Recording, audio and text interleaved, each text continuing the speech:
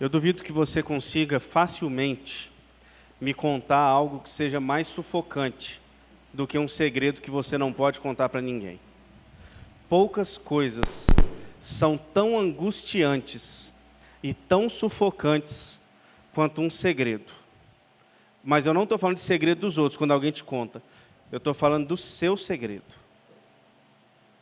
Aquele segredo que você tem, aquilo que um dia você fez, aquilo que talvez você esteja fazendo, e você simplesmente não pode contar para ninguém, porque você sabe que isso tem consequências terríveis. Guardar um segredo de algo que aconteceu, uma mentira que você contou um dia, e hoje essa mentira se transformou numa teia de mentiras para manter a mentira original, algo que você fez no passado que não deveria, manter isso em segredo, sem falar para ninguém, talvez seja a coisa mais sufocante que a gente possa experimentar. Quem é que nunca viu casamentos, amizades, sociedades, grupos sendo desfeitos por causa de segredos revelados? 20 anos de casamento, e depois de 20 anos de casamento, um segredo lá do namoro veio à tona, destruiu aquele casamento. 10 anos de amizade, depois de 10 anos de amizade, uma mentira lá atrás desfez a amizade. 15, 20 anos de uma sociedade, e uma mentira enterrada lá no fundo, trouxe à tona, destruiu. O que pode ser mais sufocante do que isso?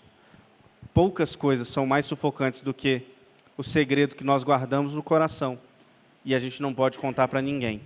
Porque se contar, ou a gente vai estar exposto à vergonha, ou exposto a consequências maiores. É extremamente angustiante, é extremamente sufocante. E existem pessoas que passam simplesmente a vida inteira, ou se não, pelo menos boa parte da vida, guardando segredos, e não contam para ninguém, e não se livram da teia que aquele segredo traz. Pessoas que guardam pecados dentro do coração, ocultos, às vezes até um pecado do passado e não do presente, mas está ali, guardado a 7 chaves, martelando todo dia na consciência. Você lembra o que você fez aquele dia? Sufocante. Pecados ocultos, manias ocultas, coisas que nós fazemos ou fizemos, escondidas lá na zona sombria do nosso coração, para ninguém saber que a gente é assim. Nem sempre estamos dispostos a arcar com as consequências da revelação do nosso segredo. Mas olha, se talvez essa seja uma das coisas mais sufocantes da vida, eu te garanto que se livrar delas, talvez seja uma das coisas mais libertadoras também. Abrir a chave da zona sombria do coração e confessar a Deus e confessar aos próximos e à igreja e àqueles que nos rodeiam e pedir socorro e pedir ajuda em relação a esse segredo angustiante, consumidor, talvez seja uma das maiores experiências de liberdade que você pode experimentar na sua vida. Assim como o maior cativeiro pode ser isso também. De toda forma, grande parte dos nossos segredos, eles podem nos trazer consequências. Eles são destrutivos. Eles corroem a alma por dentro. Eles afetam quem está por fora, quem está do lado. Um segredo oculto pode destruir uma família, uma casa, um trabalho, uma igreja ou você mesmo. Os pecados ocultos, os segredos escondidos, eles são uma mina de bomba, prestes a explodir a qualquer momento, prestes a te destruir por inteiro. Nós estamos aqui no capítulo 7 de Josué, na nossa série. Qual que é o nome da série? A Conquista. Nós estamos passando passo a passo com Josué e o povo pelo livro de Josué, a história da conquista da terra prometida, e agora nós nos deparamos no capítulo de número 7, com uma história altamente marcante, com reflexões poderosas e perigosas no capítulo 7. Nós viemos caminhando com o povo, e no capítulo 6, nós experimentamos junto com o povo, e eu falo nós experimentamos porque cada passo que a gente dá, nós mergulhamos no texto como se estivéssemos lá. Eu quero que agora você entre nesse texto como se você estivesse lá, e você vai ver o que esse homem chamado Acã fez, para que você possa refletir. Mas nós chegamos ali no capítulo 6 e o que aconteceu? O povo tomou Jericó, cidade fortificada. Mas não só tomou Jericó.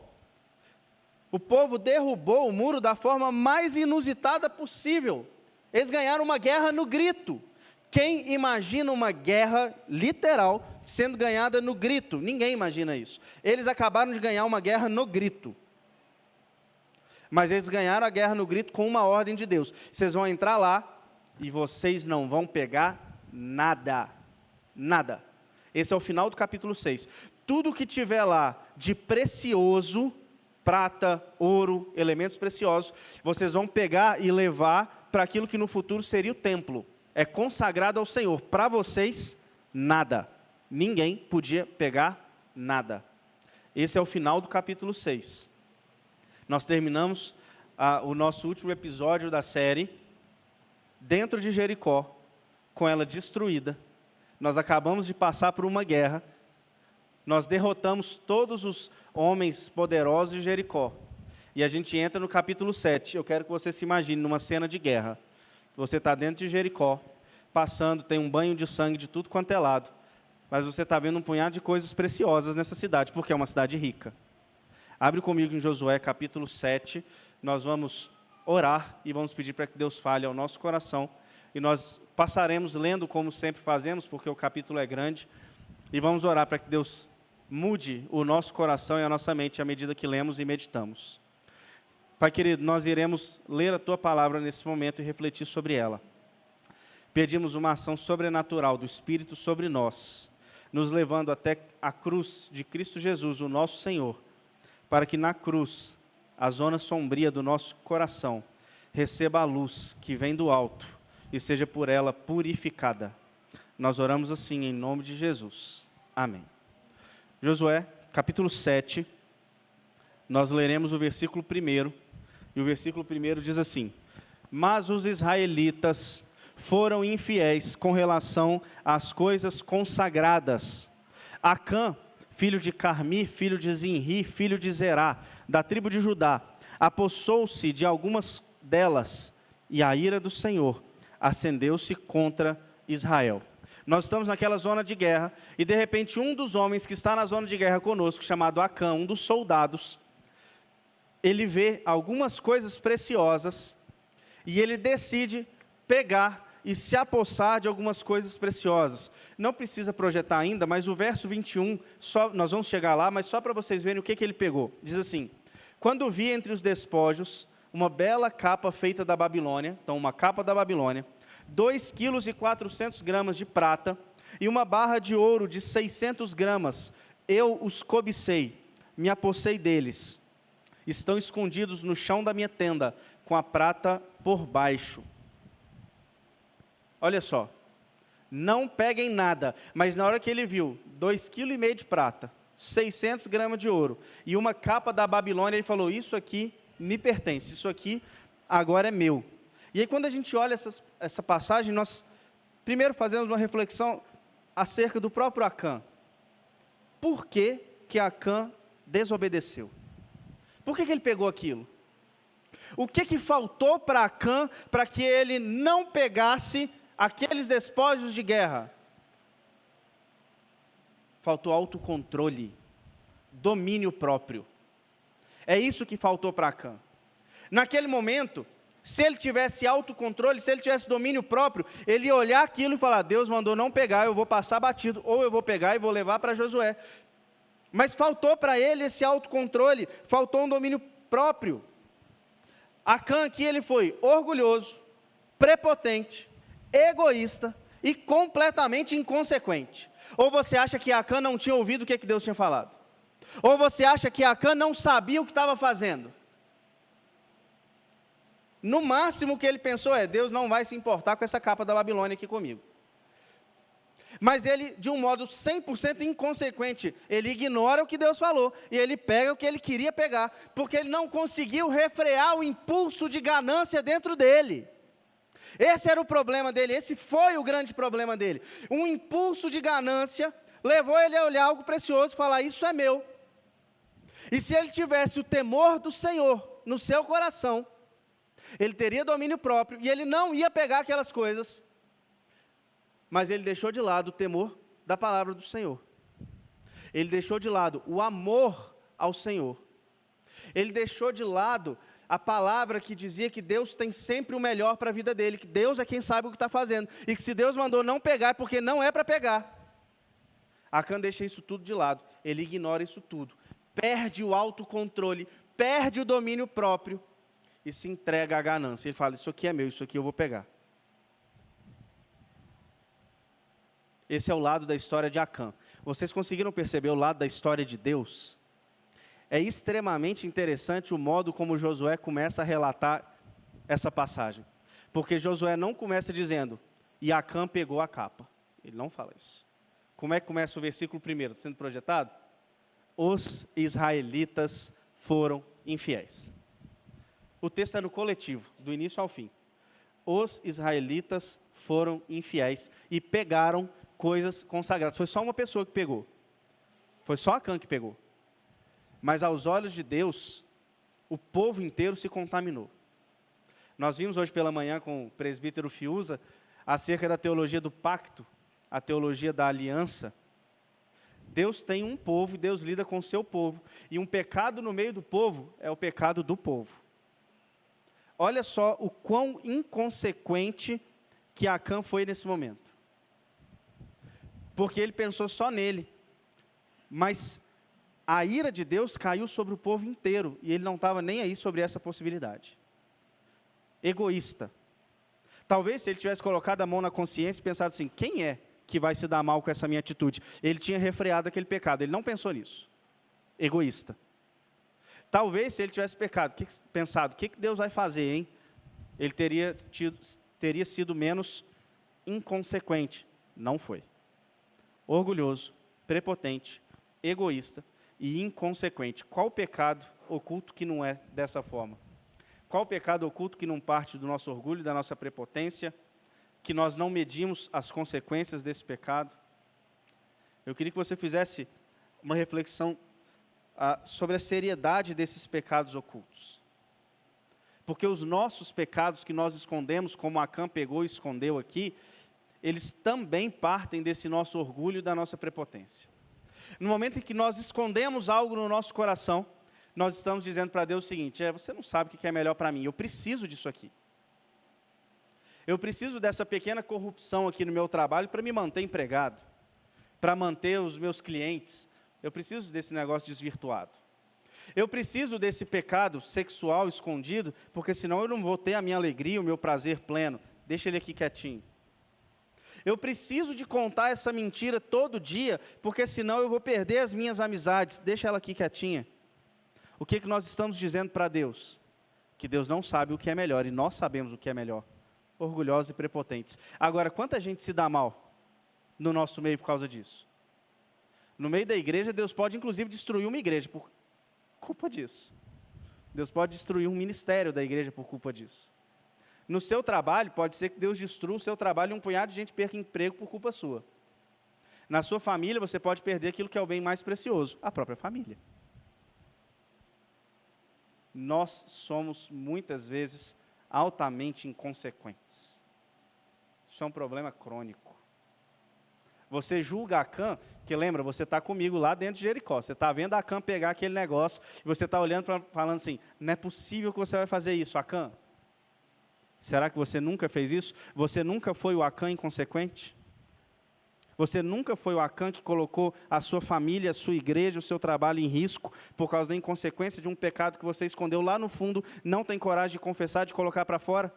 Será que hoje você não é o Acã, ruindo por dentro, porque talvez por fora não esteja ruindo, porque ainda não exteriorizou esse pecado oculto, mas quem sabe não é você que está ruindo por dentro, porque está escondendo uma capa da Babilônia na zona sombria do seu coração?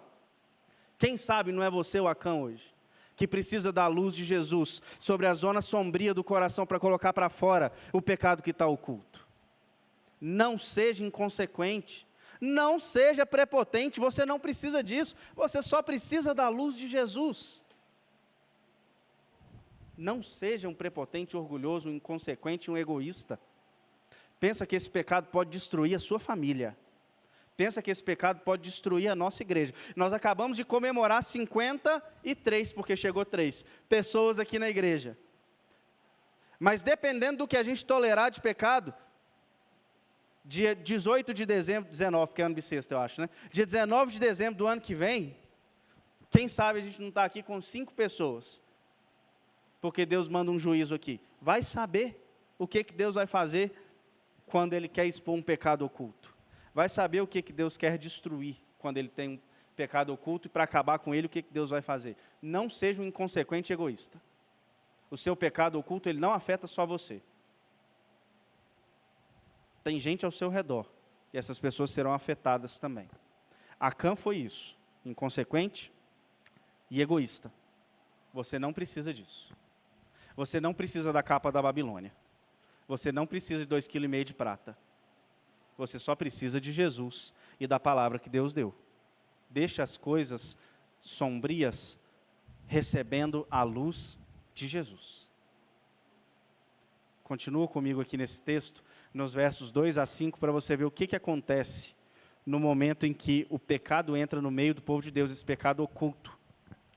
Lembrando que algo que incita a ira de Deus não é simplesmente ou puramente o pecado. Embora Deus se ire contra o pecado, mas o pecado oculto e não confessado é o que faz Deus ficar muito irado, muito nervoso. Aquele pecado que você guarda e fala assim, não, esse aqui deixa aqui, esse aí deixa Deus irado. Versos 2 a 5 diz assim: sucedeu que Josué enviou homens de Jericó a Ai, que fica perto de Bet-Aven, a leste de Betel, e ordenou-lhes, subam e espionem a região. Os homens subiram e espionaram Ai. Quando voltaram a Josué, disseram, não é preciso que todos avancem contra Ai. Envie uns 2 ou 3 mil homens para atacá-la. Não canse todo o exército, pois eles são poucos. Por isso, cerca de 3 mil homens atacaram a cidade. Mas os homens de Ai os puseram em fuga, chegando a matar 36 deles. Eles perseguiram os israelitas desde a porta da cidade até Sebarim e os feriram na descida. Diante disso, o povo desanimou-se completamente. Agora você não está em Jericó, você está comigo no acampamento. Eles estão voltando. 36 pais de família ficaram para trás. Só Acã sabe que a culpa é dele. O que Acã está sentindo agora, hein? Se ele tiver um mínimo de consciência, de coletividade, no mínimo aquilo tem que ter pesado no coração dele. Aqui não fala, mas como você se sentiria se fosse culpa sua que 36 famílias dormiram naquela noite sem o provedor e a culpa é sua? Como é que você se sentiria? Como você se sentiria sabendo que se sua família ruísse, a culpa é sua porque você escondeu aquele pecado? Como você se sentiria? Porque aqui a culpa é de Acã, não tem outro culpado. O peso é dele mesmo. Foi ele que pegou a capa da Babilônia, a prata e o ouro. Consegue perceber a seriedade daquilo que a gente está fazendo? A seriedade do pecado que muitas vezes está sendo escondido? Josué manda uns espias para a cidade de Ai. Eles voltam dizendo, tem ninguém lá não, lá é pouca gente, manda uns 2, 3 mil que a gente acaba com eles. Gente, eles acabaram de destruir Jericó, né? Pudera. Eles acabaram de ganhar Jericó no grito. Eles passaram o Rio Jordão. Eles estão assim, gigantes, diante do povo ali, de Canaã. Eles estão enormes. Manda uns 2, 3 mil que a gente destrói aquela cidadela lá, tranquilo. O que é isso? Autoconfiança excessiva, a prepotência tomou conta deles. Que hora, nesse texto aqui, que Josué orou a Deus e perguntou quantas pessoas era para mandar para Ai? Não fez isso. Josué não perguntou para Deus. Não tem problema ele mandar espias. Não tem problema ele ouvir os espias. Mas qual que é a primeira coisa que Josué tinha que ter feito? Senhor, eles disseram que é só 2, 3 mil, eu mando quantos? Se Deus quisesse, ele ia falar, manda só 50, inclusive. Mas Josué, como é que é engraçado isso, né? O homem acabou de atravessar o Rio Jordão e tomar Jericó. E ele esquece da coisa mais simples possível, que seria orar. Josué passou por cima da coisa mais importante que ele deveria ter feito. Ele deveria ter consultado ao Senhor, ele não fez. Talvez se Josué tivesse aqui consultado a Deus, Deus teria resolvido o problema de cara. Deus teria falado assim: Josué, não faz nada não. Você fica quieto aí que tem pecado no meio do povo. Por que Deus não falou nada? Porque ninguém perguntou. Porque a prepotência tomou conta de todo mundo. Deus falou assim: então vamos ver onde é que essa prepotência leva vocês. Vocês não são os grandão que entraram aqui em Canaã? Então vai lá destruir Ai agora. Não é isso? Vocês não têm um exército? Bom, então vai lá, destrói aquela cidade pequenininha com 2, 3 mil. Ai de nós, sem perguntar o conselho de Deus. Ai de nós, achando que podemos ter alguma conquista que não seja pelo poder de Deus. Ai de nós. Porque foi isso que aconteceu aqui. Ai de nós se agirmos como Josué nesse momento. Josué ignorou que foi o poder de Deus quem conduziu até aquele momento. E que ele continuava precisando do poder de Deus, sendo a cidade com 2.000 pessoas ou 200.000 pessoas. Israel não conseguia ganhar nada sem o poder de Deus. E ai de nós se acharmos que as nossas conquistas são nossas.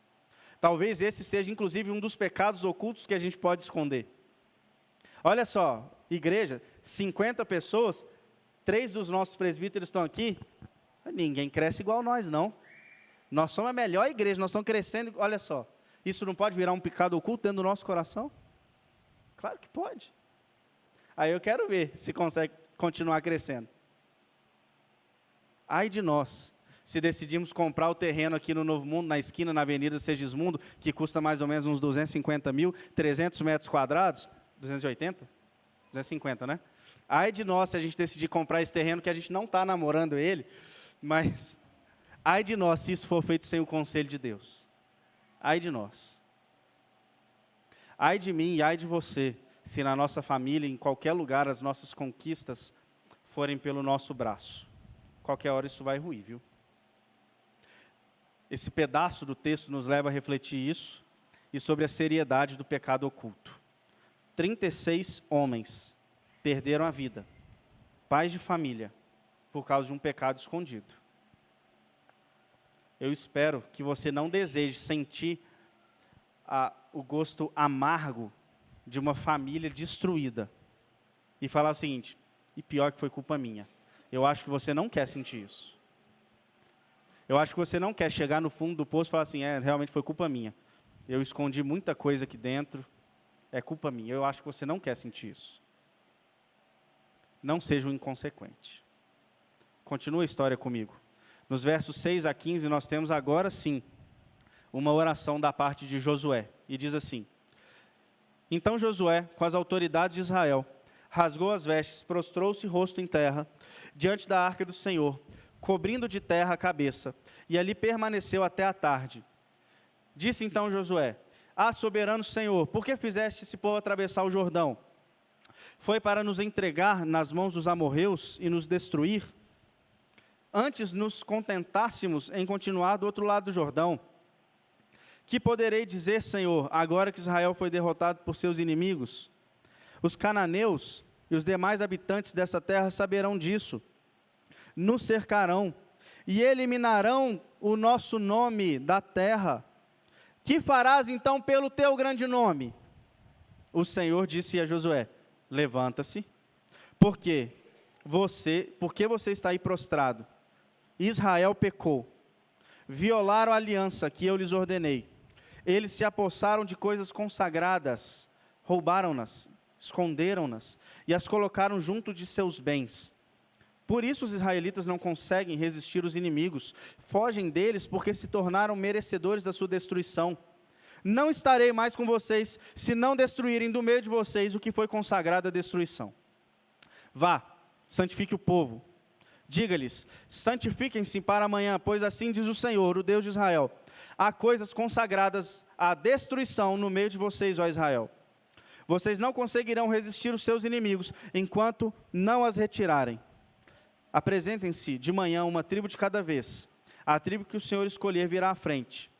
Um clã de cada vez. O clã que o Senhor escolher virá à frente. Uma família de cada vez. E a família que o Senhor escolher virá à frente. Um homem de cada vez.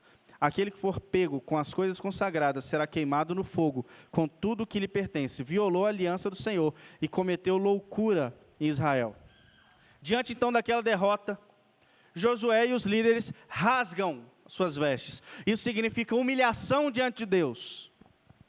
Constrangidos diante de Deus. Só que aqui a gente ainda vê Josué travar um diálogo com Deus confuso.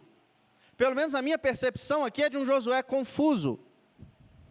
Porque ele rasga suas vestes, mas ele começa a quase que acusar Deus da derrota. Não sei se essa é a mesma percepção que os irmãos têm dessa oração, mas Josué vira e fala o seguinte: por que você deixou a gente aqui, Deus? Por que não deixou a gente do outro lado? A gente já estava lá no Jordão, era terra que dava para plantar, para ter gado.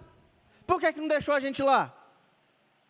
Você trouxe a gente aqui para a gente ser humilhado?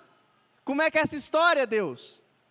Josué parece confuso aqui nas suas palavras, porque eu sei que ele sabe que a culpa não é de Deus. Mas olha como é que ele coloca para fora, como é que ele expressa isso. Ele não tem coragem de acusar Deus, não. Mas ele tem coragem de perguntar o que está acontecendo. E ele pergunta, ele coloca para fora. Por quê? O que está acontecendo? Por que você fez isso? E agora? Mas, apesar dessa pequena confusão de Josué, existe um ponto da oração de Josué que merece destaque. Porque Josué vai falando as suas baboseiras, mas no final ele fala o seguinte: você sabe que eles vão zombar do seu nome também, né, Deus? Aí ele joga abaixo. Josué sabe orar, Tiago. Ele sabe com quem ele está falando. Qual que é a coisa mais importante para Deus? Sua glória, seu nome. O que é que não é manchado nunca na história? O nome de Deus nunca é manchado na história. A glória de Deus nunca é perdida na história. Aí Josué apela, fala assim: você sabe que eles vão falar que você perdeu, né? Não que Deus precise ser lembrado disso, mas talvez Josué precisava ser lembrado disso. Josué aqui ele está colocando para Deus o seguinte: eu não estou entendendo o que está acontecendo, mas o meu Deus eu nunca vi regredir desse jeito não.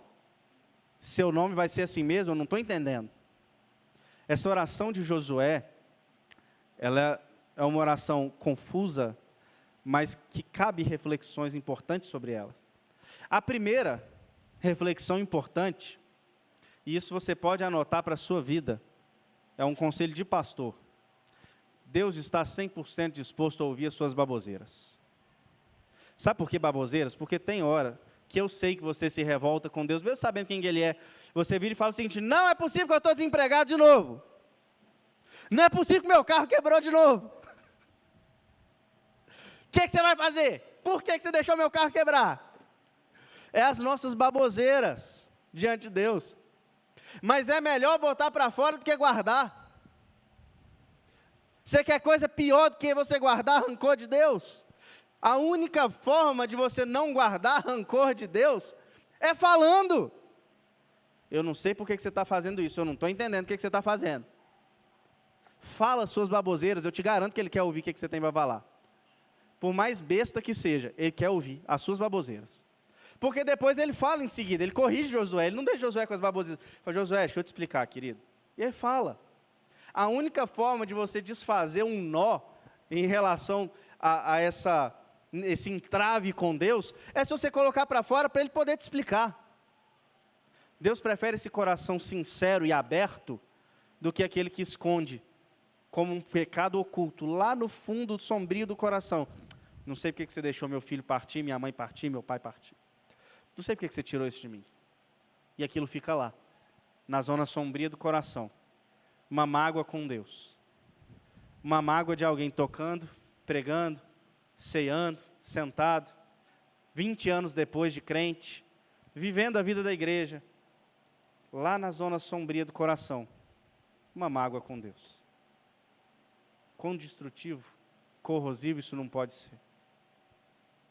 Coloca para fora suas baboseiras, eu te garanto que Ele quer ouvir. Porque ao ouvir, Ele não vai deixar você pensando besteira.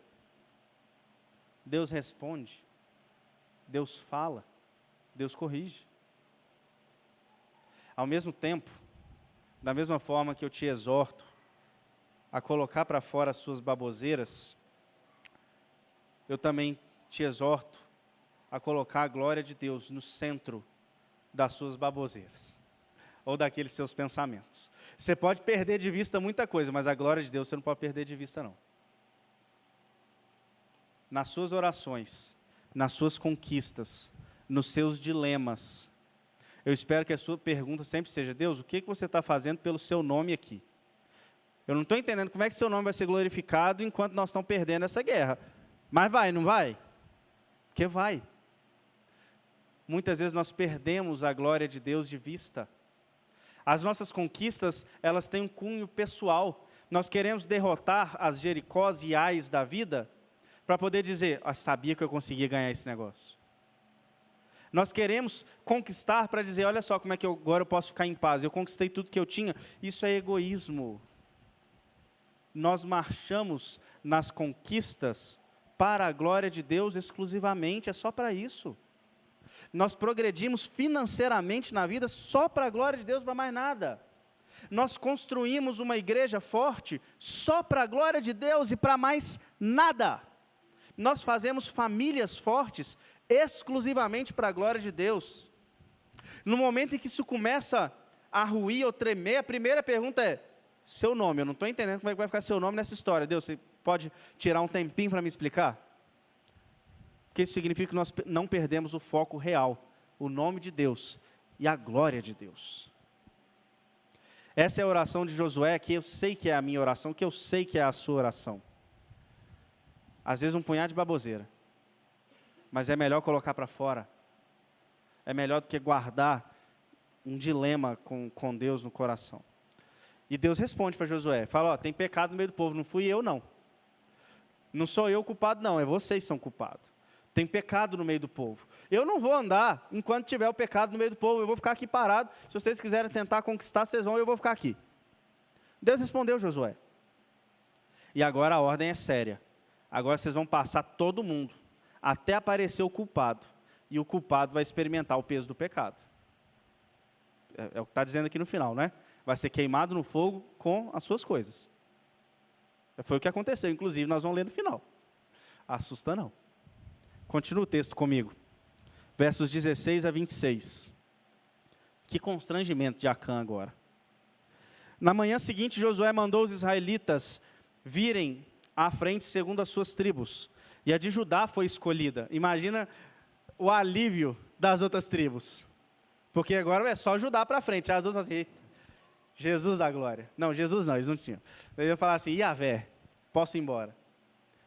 Judá. Os clãs de Judá vieram à frente e ele escolheu os Zeraitas. Os outros clãs respiraram aliviado, né? Fez o clã dos Zeraitas vir à frente, família por família. E o escolhido foi Zinri.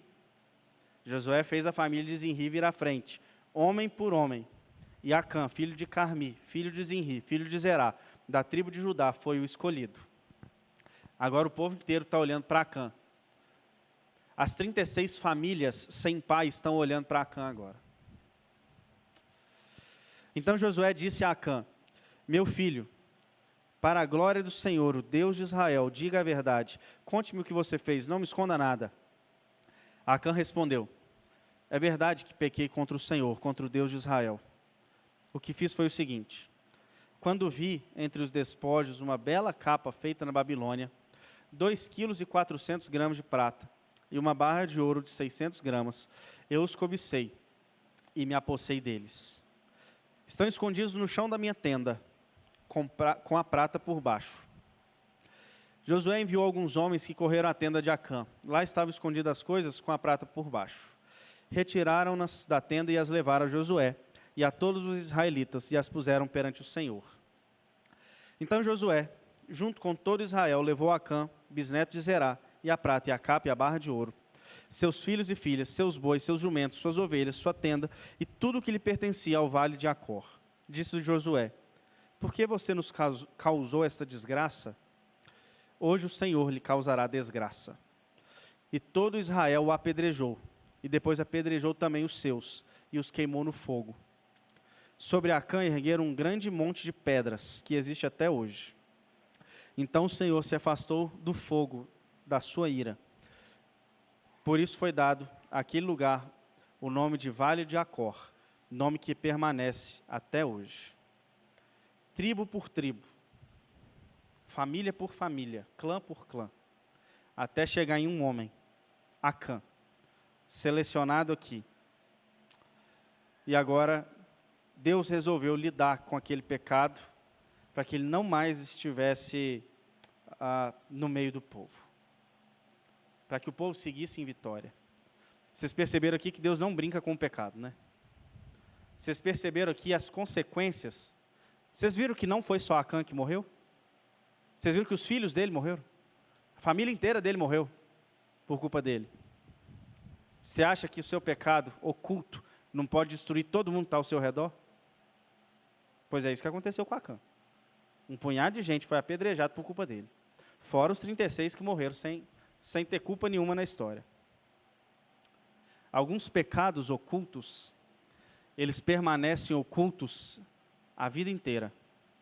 Eu estava me lembrando, inclusive, hoje à tarde, de uma história que marcou bastante, não sei se uns 2 ou 3 anos atrás, talvez, a história de um teólogo chamado Ravi Zacarias. Ravi Zacarias foi um teólogo, talvez um dos maiores na área de apologética dos últimos tempos.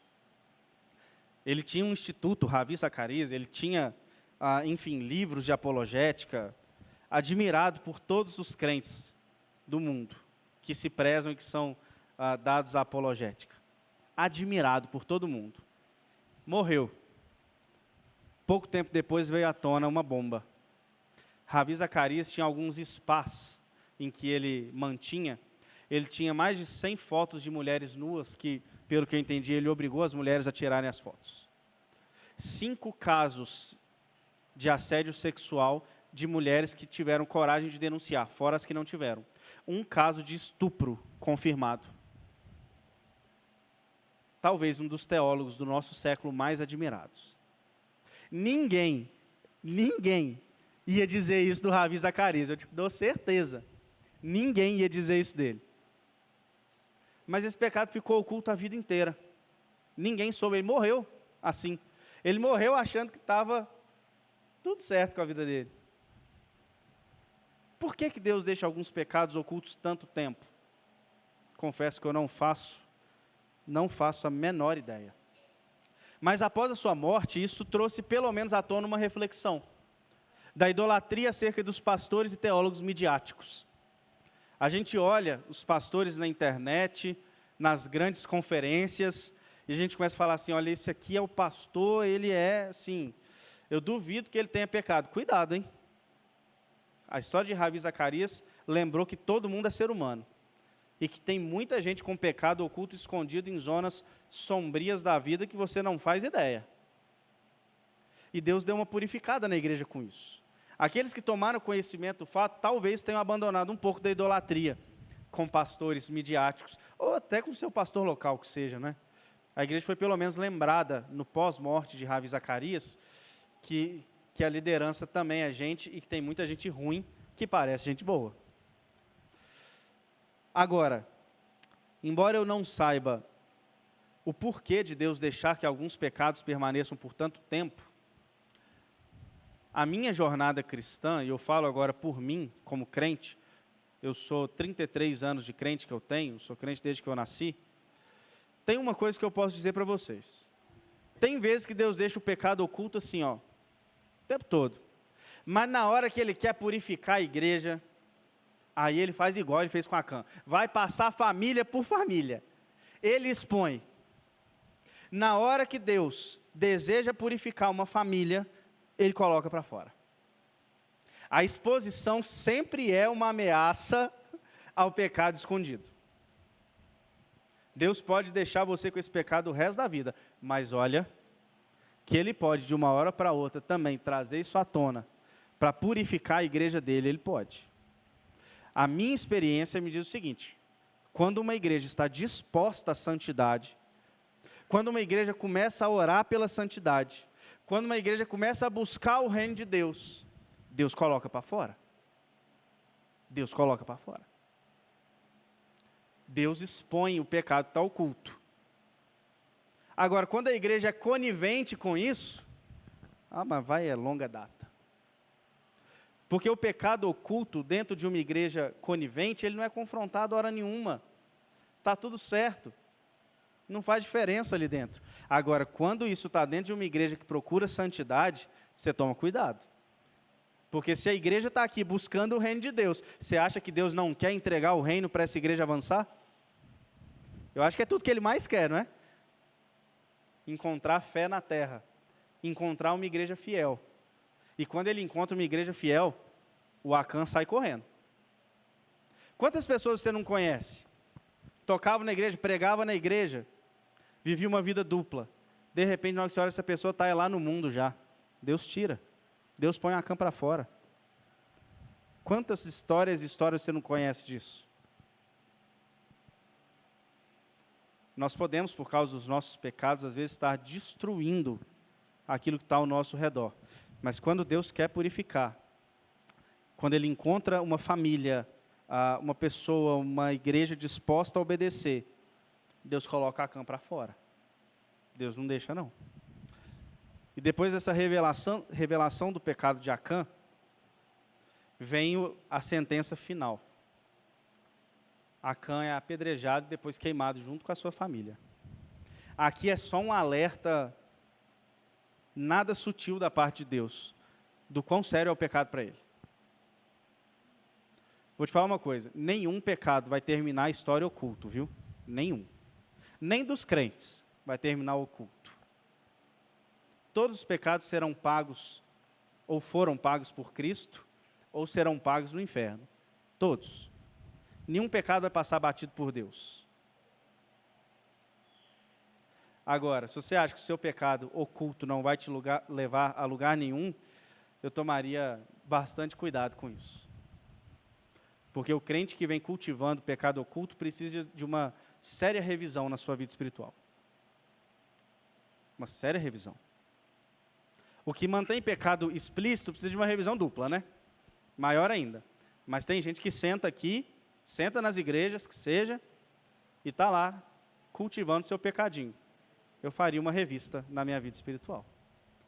Porque o destino de Acã é o destino de todo aquele que desobedece a Deus deliberadamente. A coisa é muito séria. O pecado oculto é muito sério. Esse texto é para te lembrar e para me lembrar que Deus não está brincando. Deus não está brincando de conquistar Canaã. Deus está conquistando Canaã com um povo santo para a sua glória. E se o povo não tiver santo, não tem Canaã, não. Não tem conquista. Não tem conversa com o pecado. Eu queria fechar esse texto com algumas considerações finais, 3 reflexões bem rápidas, apenas para você marcar algumas coisas na sua vida. 3 coisas que eu quero que você leve para sua casa. A primeira é que eu quero que você jogue luz nas sombras. Talvez você tenha entrado aqui com aquele pecado escondido e você já está com ele aí há 10 anos sendo sufocado. Talvez hoje é o dia de jogar a luz nele, a luz de Jesus. Talvez hoje seja o dia de você confessar esse pecado a Deus, de falar, realmente isso aqui não dá para ficar mais. Talvez seja hoje o dia de uma decisão de resolver esse problema e contar para outra pessoa. Porque quando nós contamos para Deus e para os outros é que nós jogamos luz sobre um pecado. Às vezes você conta só para Deus como quem não quer contar, porque ninguém está sabendo, deixa só eu e Deus. Que tal se você escolhesse uma pessoa bem crente e conta para ela? Joga luz de verdade. Não finge que está jogando luz, não. Joga luz de verdade. Tira da zona sombria do coração. Olha, estou com amargura com isso aqui. Pecado oculto, tira isso. Estou com essa ganância aqui, essa prepotência. Joga luz. Pecado diversos, mentiras, pecado sexual, o que seja. Joga luz. Joga a luz de Jesus, coloca para fora. Para de ser sufocado. Para que você vai continuar sendo sufocado pelo pecado oculto? Joga a luz de Jesus. Talvez hoje seja o melhor dia para uma decisão com relação a isso. Para que a luz de Jesus invada o seu coração e coloque para fora aquilo que está na zona sombria do seu coração. Segunda reflexão, eu quero que você saiba que a luz de Jesus, ela pode purificar a zona sombria do seu coração. Quais são as coisas que podem te impedir, por acaso, de confessar a Deus e aos outros? Talvez o medo de perder aquele pecado. Ora, mas se eu perder isso aqui, o que vai ser de mim? A luz de Jesus vindo purifica, dizendo, fica tranquilo, o que você precisar eu vou colocar no lugar. Fica tranquilo, você não precisa ter medo disso. Talvez é o medo da vergonha, o que vão falar de mim? O que vão falar da minha família? A luz de Jesus vem purificando, dizendo, a vergonha já foi pregada na cruz, você acabou de experimentar isso, você não precisa ter a vergonha. Qualquer desculpa que você inventar, a luz de Jesus pode purificar.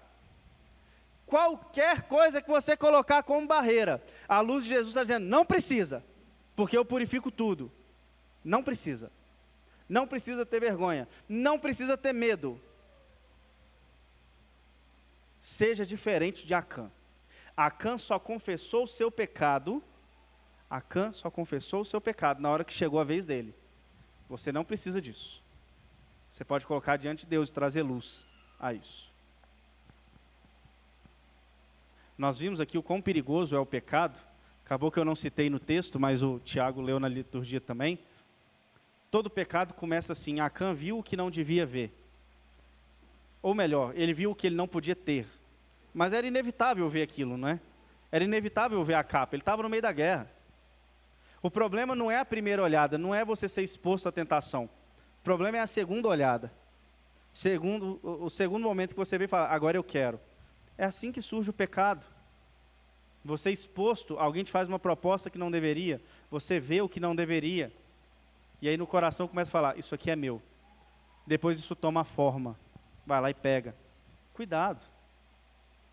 Fuja para a luz de Jesus no momento em que o pecado aparecer. Corre para lá, corre para a cruz. Crava na cruz, fala assim, Senhor, eu preciso de domínio próprio. Que é justamente a terceira reflexão. Conta com o auxílio do Espírito. Como é que Paulo relata o fruto do Espírito? Amor, alegria e termina com domínio próprio. É fruto do Espírito o domínio próprio. Mas é para quem recorre ao Espírito. Apareceu a tentação, você viu a capa da Babilônia? Espírito Santo, eu preciso de domínio próprio. Eu quero pegar aquela capa. Faz alguma coisa aqui dentro, porque eu quero, mas não quero. Só o Espírito pode dar esse domínio próprio. Só o Espírito pode agir aqui dentro. Corra para a cruz, corra para o Espírito de Deus. Conte com o auxílio do Espírito Santo. Pode ter certeza que o Espírito Santo está disposto a lutar por você e com você contra os seus pecados ocultos, contra as zonas sombrias do seu coração. Eu te dou certeza disso. Não existe nenhum pecado oculto que não possa trazer destruição. Todos trazem. Mas também não existe pecado oculto que, uma vez confessado, não possa ser purificado pela luz de Jesus e transformado pelo poder do Espírito Santo.